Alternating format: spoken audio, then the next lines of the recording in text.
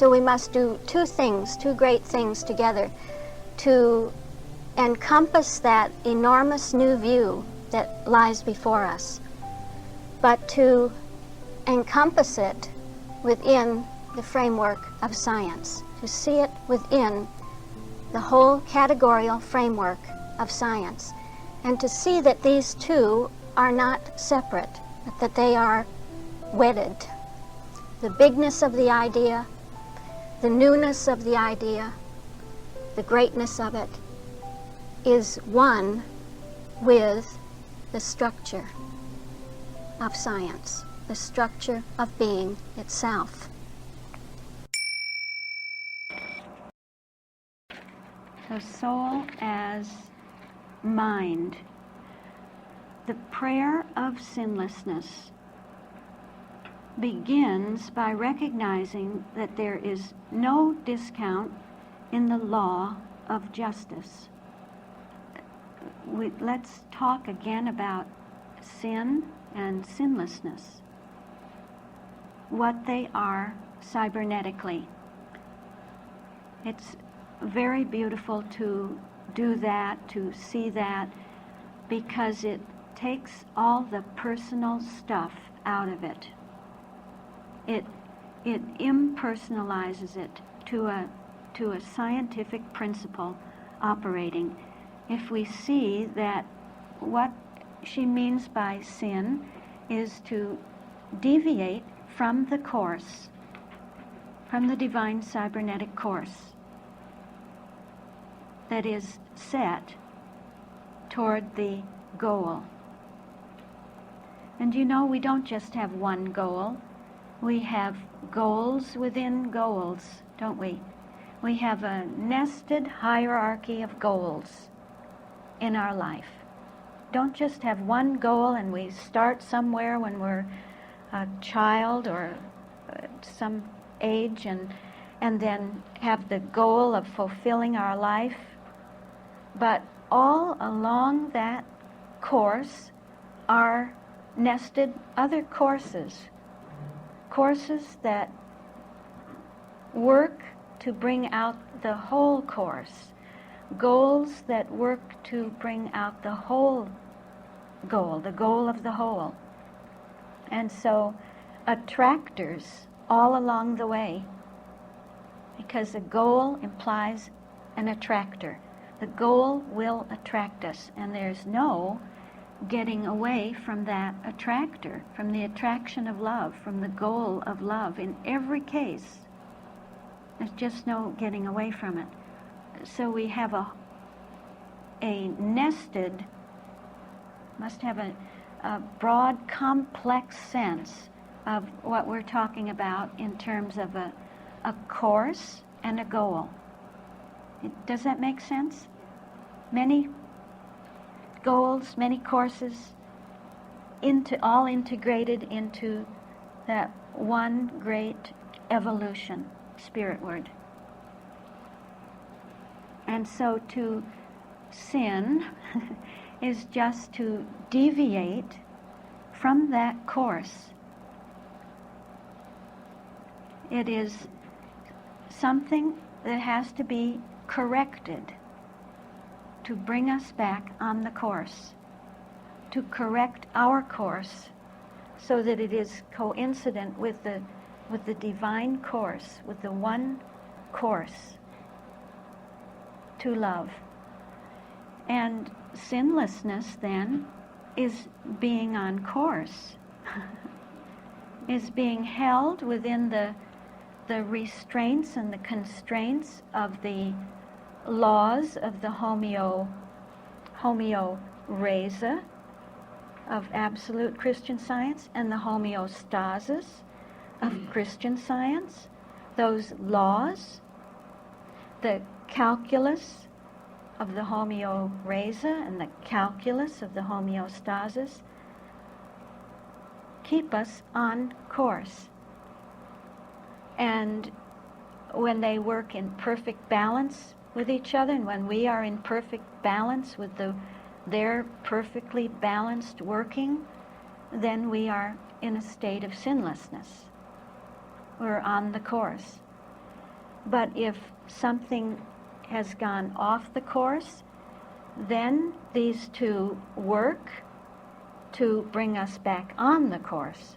And bringing us back to the course will be a major accentuation of the homeostasis. To correct, it's a correcting activity.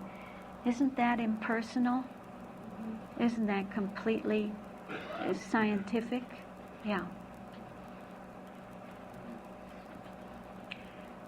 So the prayer of sinlessness begins by recognizing that there's no discount in the law of justice. Now that just sounds completely different, doesn't it? Yeah, yeah.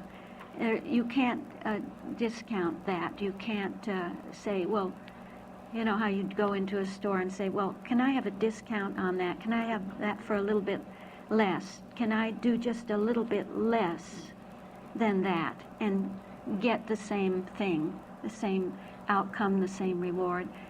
Mind, soulless mind says, no, that's a law. It's a law.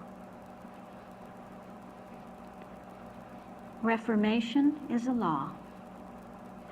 The steady state, bringing you into the steady statedness of your being, the new steady state, is a lawful activity.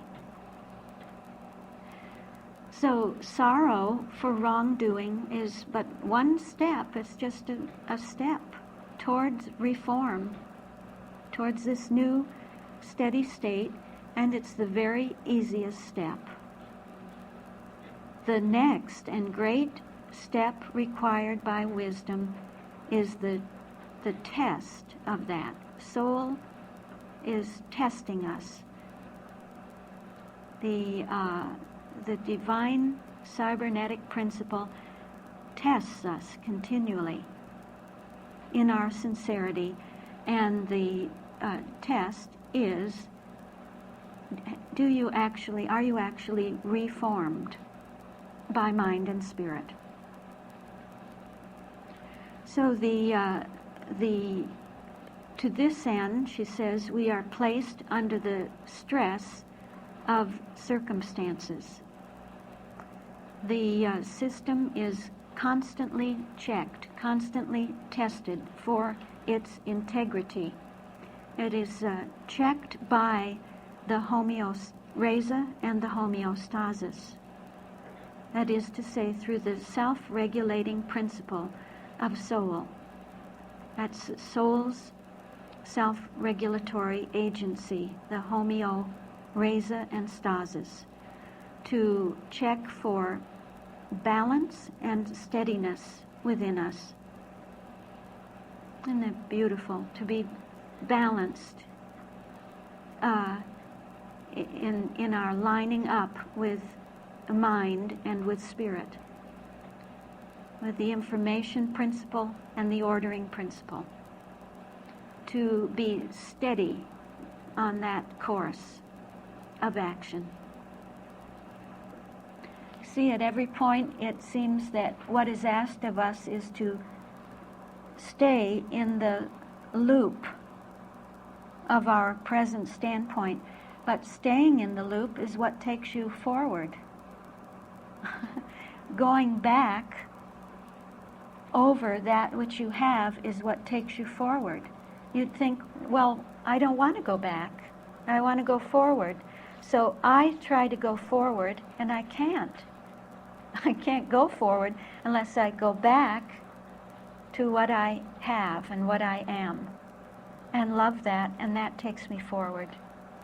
Temptation bids us repeat the offense. Fluctuations come in. It's only the system, it's only the way the divine system checks the integrity of us.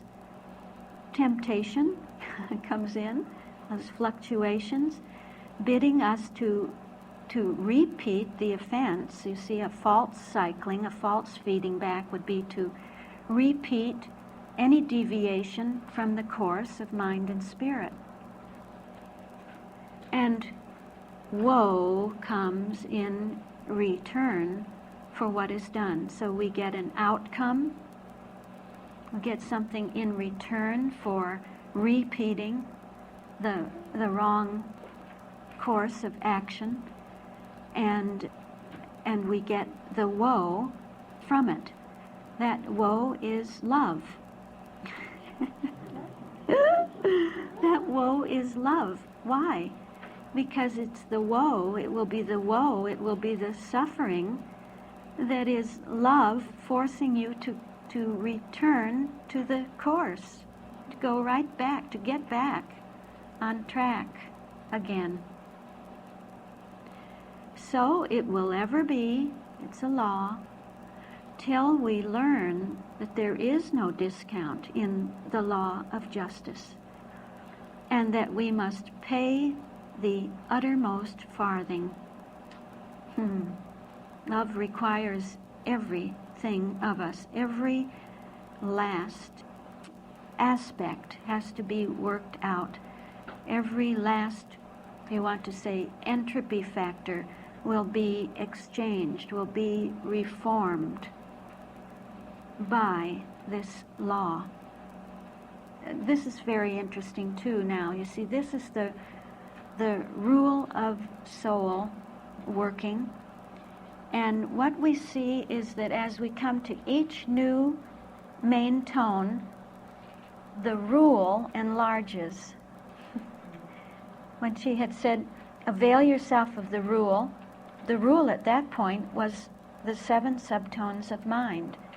But now the rule has enlarged to mind and spirit, and now to soul, so that the rule of soul becomes mind and spirit. Mind, spirit, soul. Mind, spirit, soul. And so through the whole of the chapter, that each time, through the continual auto-catalyzing of the whole nature within us, the rule enlarges and enlarges until becomes the whole of the chapter, all 7 subtones. Is that clear? That makes sense? Soul is asking for complete reformation. And no messing around. You can't discount with that. You can't have a little bit of funny stuff still within you that isn't identical with the identity principle. It's the uttermost farthing. And the measure ye meet shall be measured to you again. This is beautiful. And it will be full and running over. And she indicates really there the working of the homeostasis. The measure ye meet shall be measured to you again. That's that steady state relationship. But then she shows actually that the homeorrhea is also there, that whatever you mete out, actually what comes back to you will be full and running over. So you not only get back what you have given, you get back more. More, more, more. This is because of the interworking, the interrelationship of the homeostasis and the homeorrhea. It's as though to say the steady state doesn't mean that you will just always be where you are, but because of the homeorrhea, you will be pushed onward, you will be led onward. I don't know whether that's clear or not, but it will come up again in the text as a deep issue of soul.